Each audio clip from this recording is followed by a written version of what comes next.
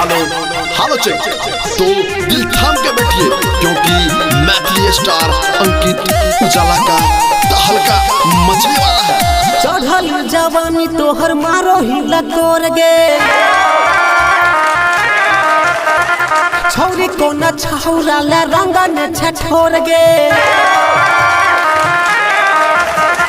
चढ़ल जवानी तोहर मारो ही लकोर गे छौरी को न छौरा ला रंगा न छठोर गे लगे छक छौरी तू त बहमक्का गोला रह छक को न टोला तोहरे चक्कर में फुट गेले केते लोला रह छक को न टोला लागे छक छौरी तू त बहमक्का गोला रह छक को न टोला। Recording by music hello hello check. शांति बनाए रखिए, आप लोग शांति बनाए रखिए और अपने अपने मोबाइल का फ्लैश जलाए रखिए। ऊपर से नीचा छही भरल फूल लगे देश के फेस पर छछुला लगे एकदम लट करे छे।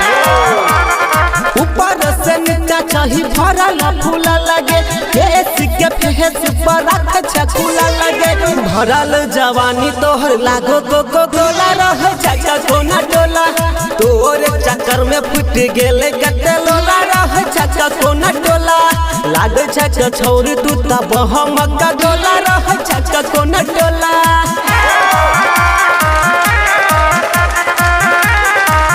Hello hello check. Laser light का उपयोग ना करें, लेजर लाइट का उपयोग ना करें, नहीं तो थिएटर में मेटर हो जाएगा। लेजर लाइट बंद करो, बंद कर। देख के छौरा तू कर अच्छा लट गे